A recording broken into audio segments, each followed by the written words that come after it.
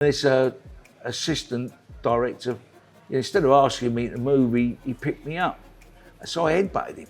Have there been moments when you felt flat, low? Yeah. I was driving back from Bristol and I caught the sun in the mirror and I just started crying.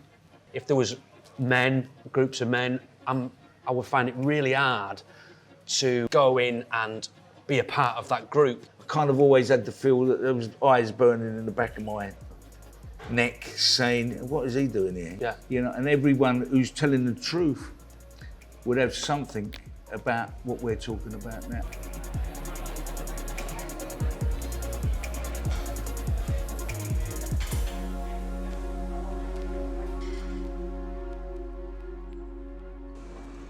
It's a bit like Heat, this, isn't it, Ray? It's a bit like... What, Pacino and yeah. De Niro? Who do you want to be? Peter De Niro, I'll be. Yeah. Peter De Niro? Yeah. Well, she's cousin. Don't start it. Oh. Pacino is he's a good guy, isn't he? Yeah. So I'll be Pacino. Well, it might have changed from me. I usually play the bad guys. Yeah, but yeah, so, I mean, you've got a bit of previous for snooker balls and socks and stuff, so... Yeah. Yeah.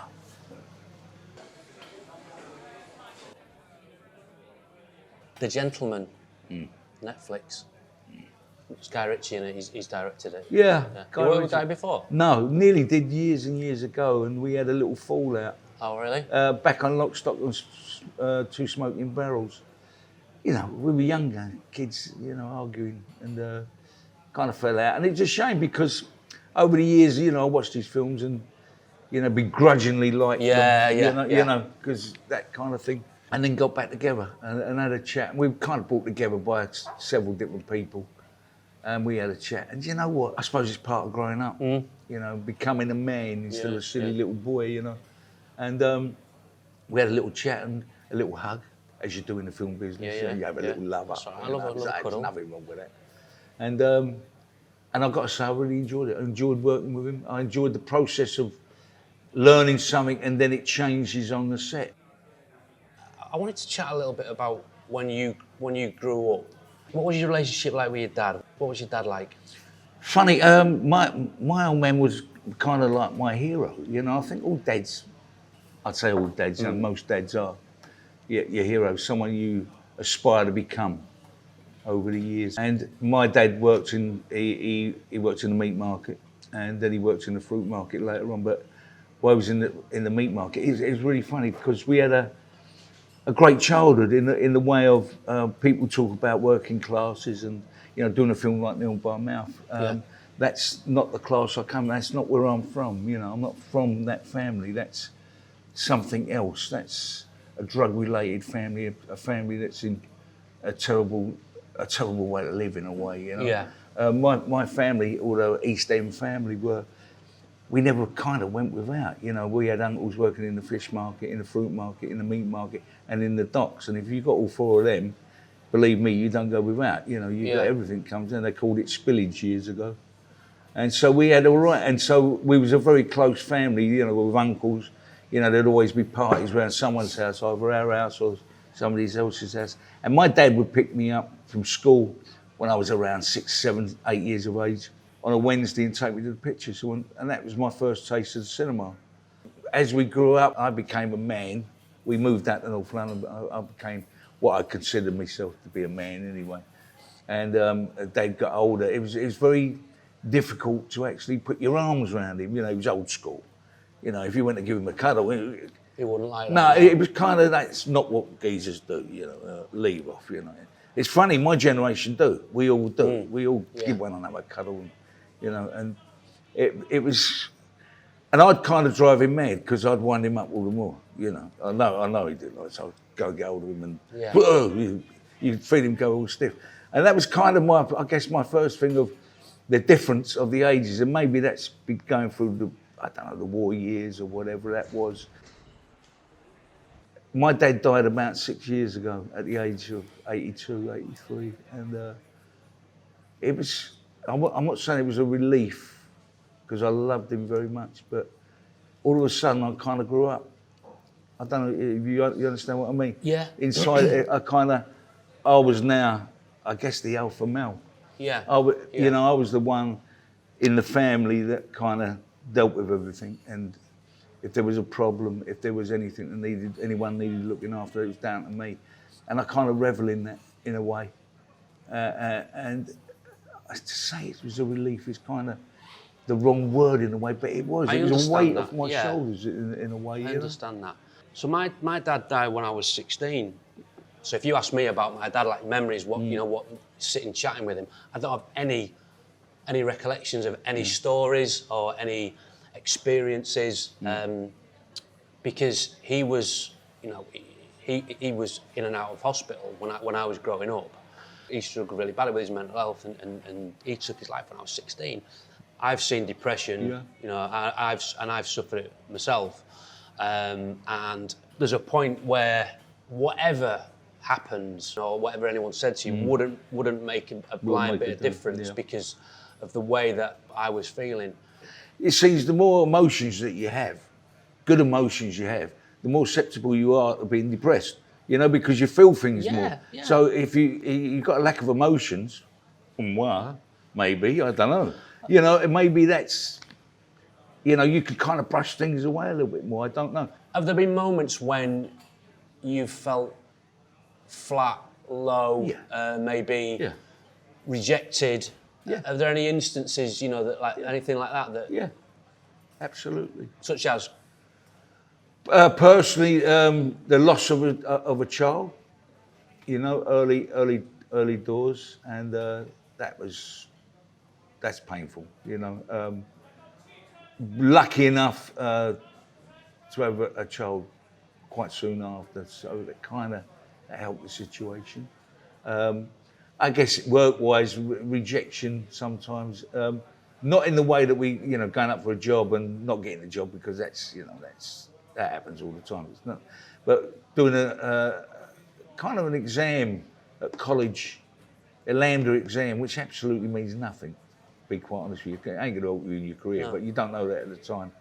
And doing a piece and doing it in a way that was different, and trying to bring something different to the table, and getting 0 as a mark. Right. And not even 1 for imagination or trying to do something different. Not saying it was good, but it was just give us a chance. Sure, yeah. And getting 0. That hurt, that hurt. But what it done with me was it made me go, fuck you. Right. That's what I'm saying about this chemistry of someone. And maybe years ago, with some of the things that disappointments, about cuddling and all that kind of stuff. Yeah. You put up a shield.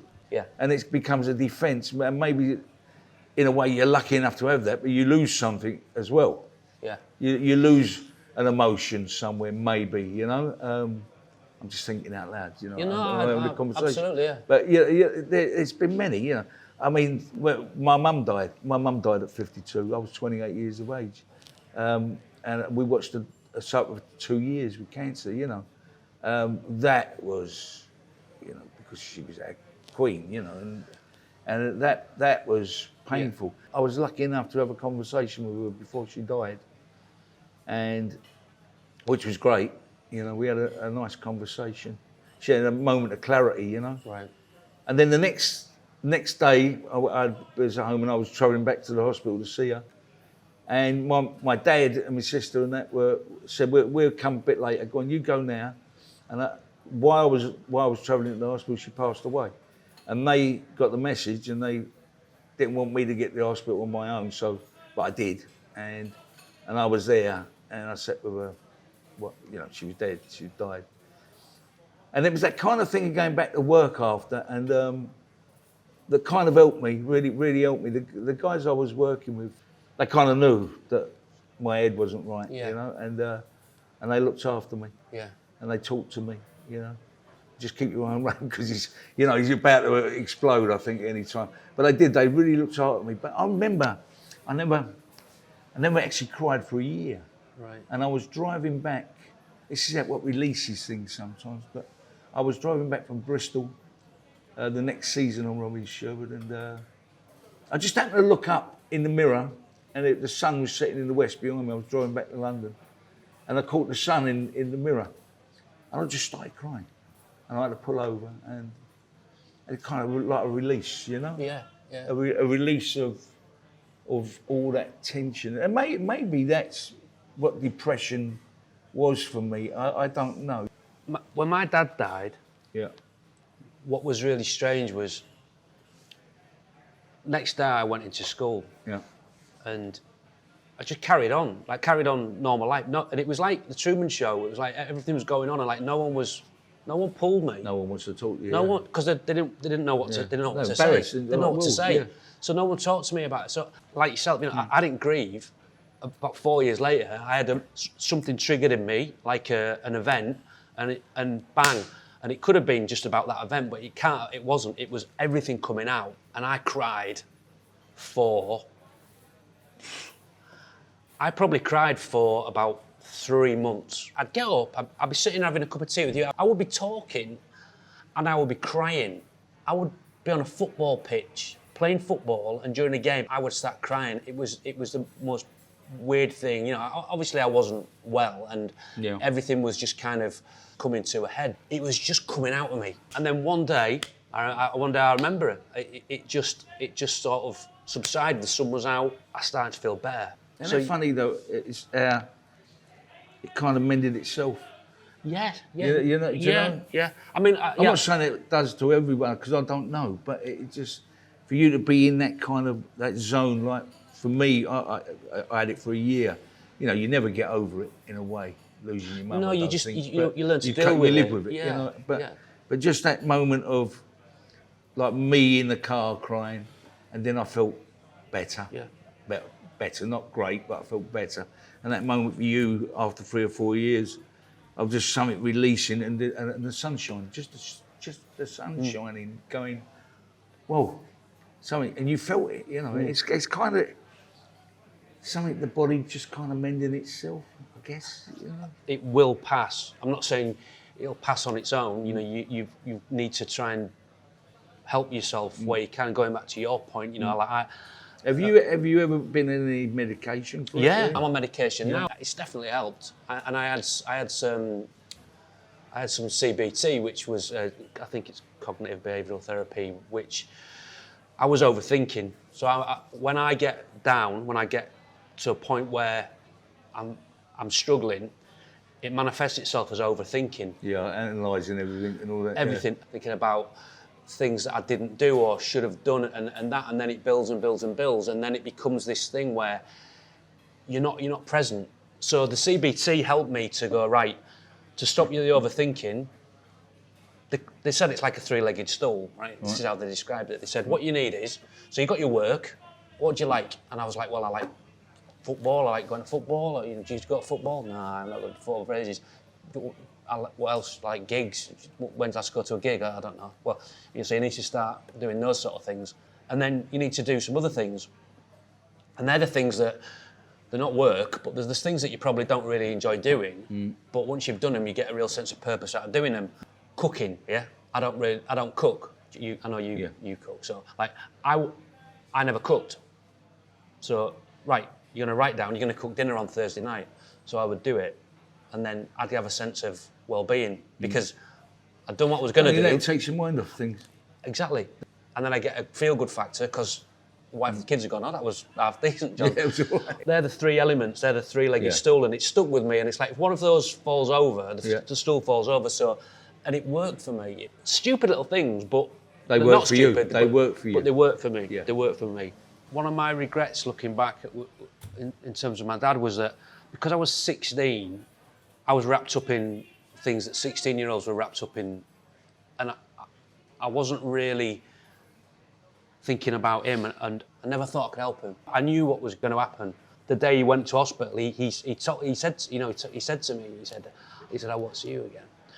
And I did kind of believe him. I didn't feel like it was an idle threat. And I wish sometimes I'd been a little bit older or a little bit more mature, that I could have done something and intervened in some way. There's the difference between what's happening with you and me. When I sat down and talked to my mum, my mum had, as I said, this moment of clarity, and we sat and we talked about my dad, we talked about the good things and, and what she wanted from our lives and all that. And it's kind of, we had that little shine of hope there because of the clarity and Yeah, all that. yeah. That's the wickedness of cancer. That's what it does. Yeah. Leads you into false pretenses, you know. I think with you is, you know, and your father probably committing suicide is a different thing that happened to you, you know, and the guilt. I had no guilt. There was nothing I could have done to save my mum. No. And maybe your guilt is, again, I'm just saying what I'm saying, is that you feel you could have done something about it, and nothing was done, but you couldn't have done. What could you have done? You've done it all. Yeah, you've done it all. Not yet. Well, all right, but you've done most of it. I've done. Do you know what? I kind of look back because I've been doing it for 50 years now, right? And you kind of wouldn't change a thing, you know. The ups and the downs, they're all part and parcel of the history of it, you know. Did you always feel like you belonged? No, not at all. I had a real problem with it. I had a real hang up about, almost an inverted snobbery about it. You know, that I shouldn't really be art. You know, I'm kid talks like that. You know, I'm not in the arts. I'm not an actor. You know, and I kind of always had to feel that there was eyes burning in the back of my neck, saying, "What is he doing here?" You know, and people kind of laughing. You know, a little bit, and that was my problem. That was nobody else's problem. You know, and as the years have gone on, I've kind of got over that. You know, you have your moments. You know, that you kind of feel that maybe you're not up to it and maybe you've got away with it a little bit, you know. But that's something you have to deal with. And walking into a room where there was a lot of actors and producers and directors, for me was always, you know, that thing, sorry for swearing, but it was that thing at the back of my head that was, fuck it, stick your chest out, look them in the eyes and you walk in the room. So you're kind of putting on a bravado in a way and putting on this kind of...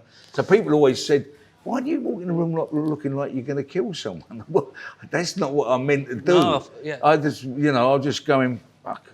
But that comes from a place of, like, that comes from an insecurity. Yeah, to just put your suit of armour on to go in and, and be that person. Absolutely. And the snobbery was my... You know, because I've met so many people in the game who've been really good to me and helped me, you know. Yeah, you're going to meet people you don't like and, you know, you don't reckon and they're wrong uns and all that. But very few, to be honest with you. So it was my problem. It was nobody else's problem but mine. Did it ever affect, you know, maybe not your performance, but did it ever affect your experience on a film set? Yeah. And it lost me work, actually, funny enough, because, you know, I if someone said something that I perceived the wrong way, I'd fucking have something to say about it. Okay. You know? And because I was looking for it. Right. But do you understand what I mean? That kind of defence would go up, you know, right away. I remember being an extra when I was at college and I was taken to Get Some In. Do you remember that years ago? Yeah. I was an extra on it and I was standing there with all the old kids. I was about 16, 17 years of age. And this assistant director, instead of asking me to move, he picked me up. So I headbutted him. As you do. Well, no, but the fact of the matter, there was no need. He could have asked me to move. He should have asked me to move. But, you know, that was my, you know, my thing of, I'm not from here. You know, you don't fucking pick me up. You don't move me like that. And I look back on it and, you know, we can have a giggle about it now. But at the same time, that was my hang-up. Yeah. You know, it was nobody else's. No. You know. I could have just said, don't touch me like that. Don't fucking do that, you know. But, you know, so I'd done it a different way. And it was all to do with me not really believing that I should be there, really. Yeah. You know. And I would assume now, with everything you've done, that you're well past that. But does that ever creep back in? Well, we'll see. No. No, not now. No. There's times when I'm going to Soccer AM on a morning, and I don't know if I've said this to anyone, but I'd walk in, and I'd walk into the green room, and I'd be like, they're not going to know who I am. I'll go in and I'd go, whoever it was, I'd go, oh, I'm John, I'm the, you know, I wouldn't go, I'm Fenners, you know, I'd go, I'm John, I'm presenting the show and stuff, and you know, again, if there was groups of men, I would find it really hard to go in and be a part of that group, unless I was mucking about or being silly or being daft because I was like, I can't add anything to this conversation. Yeah. You know, I I don't feel right. You know. Yeah. When I talk about acting or arts and all that, I'm a little bit lost. I always felt like a boy. Yeah. When I'm around loads of men, you know, and I always felt I didn't have presence, and it always used to eat away at me. Like, you know, you can't be a presenter because you haven't got presence. When you walk into a room, you haven't got presence. We're all built on that. We're all built on things that have happened in our life and depressions and the moments in our lives that are hard to live with, the loss of someone. Everyone, Yeah. you know, and everyone who's telling the truth would have something about what we're talking about now. I do believe that, you know. I do believe that. So, and until you understand that, I think until you understand that and you believe that, then we're always going to have the problems that we've got. Yeah. You know? Yeah.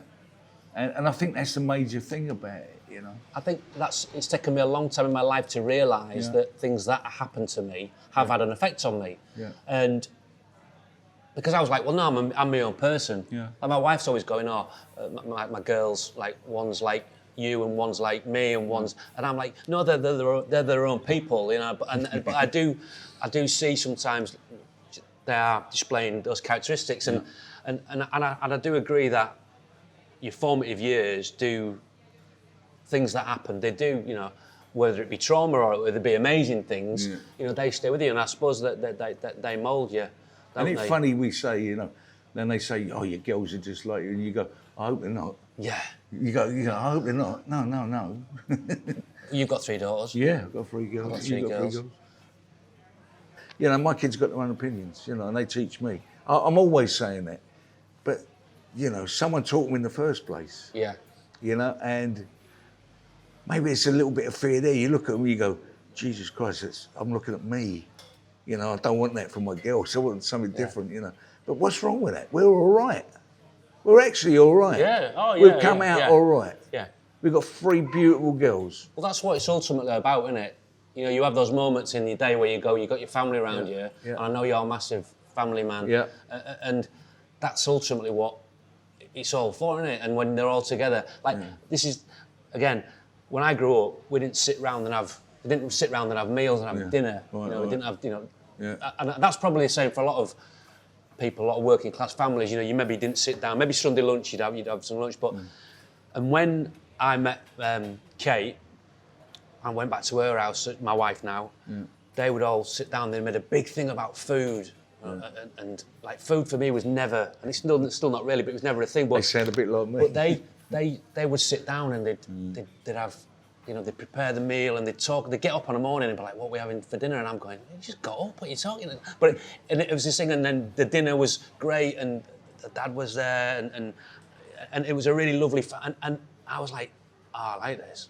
I like this." Yeah. And so now, when I'm at home and with the family, that time when the 5 of us are together, it's the greatest time. And again, I know it sounds a bit corny, this, but it's like not. We do that's what we do it every about, Sunday. you know? Every Sunday dinner time. I'm mad for it. I like all the family because you get together. But my little girl said to me, my Ellie said to me, "Dad, I don't want Sunday dinner every Sunday." Right? She's 22. She wants to be out. She's out with her boyfriend. Yeah. Right? And, you know, it kind of put me back in my steps a little bit, going, "Well, yeah, but that's when we all get together. Not every Sunday." You know. So it's changing. You've got to let the change happen. But I do love that family thing because it helps everyone. Have you got a lot of close friends? Most of my mates, funny enough, are from when I was a kid. Would you recognise in some of your friends if they weren't quite right, they were struggling? Is that still not the sort of thing you would talk about amongst your mates, or is it? It's certainly not when we were growing up and when we were young men coming through. We wouldn't talk about it because I don't think we knew what it was. No. To be honest with you, Yeah. you know, and I think we were quite good at hiding it. Yeah. You know, that generation, you know, if there's something wrong, it's not like today, you know, where, I mean, now we're older men, we'll sit down and my mate would say to me, "Listen, that happened last week and I'm feeling a little bit bum.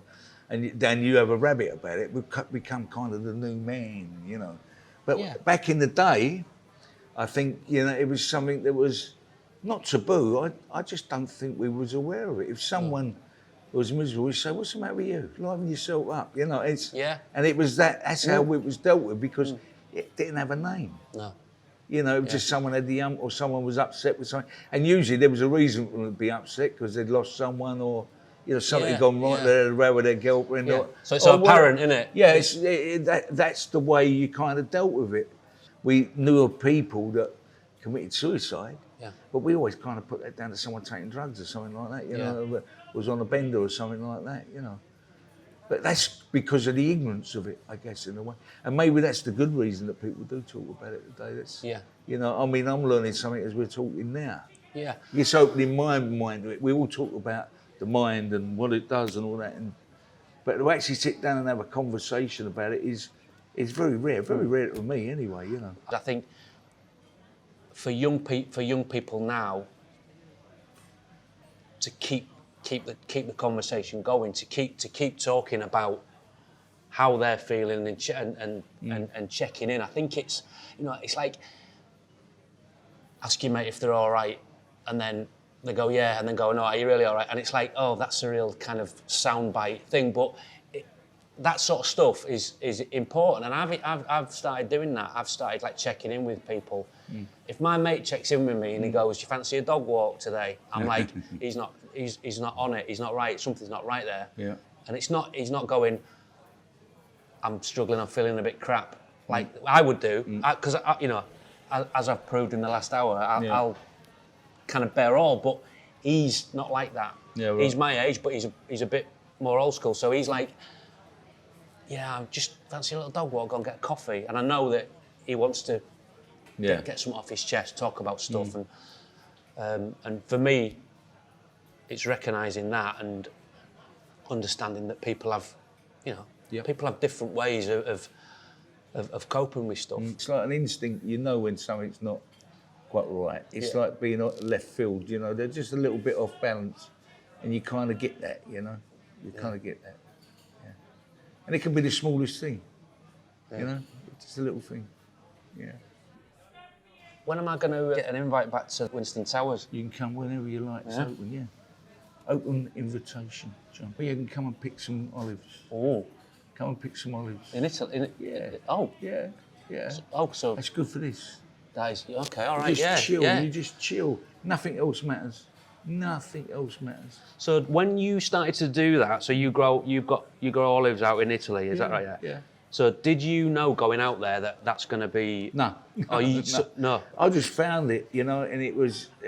we just happened to have these trees on the land, you know, and sitting under an olive tree, bit of bread, like that, and you're just like an old farmer, you know, sitting there and watching the sun go down, and it's like, I like to do that. I like to sit there and take that in and enjoy that. Don't ask for nothing else. That'll do me. I'm a city boy, you know.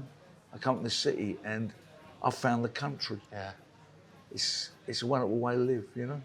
I've done all the other bits. I've done all the clubs and done all that. You have. We've done it. You've still got a bit in you, I think.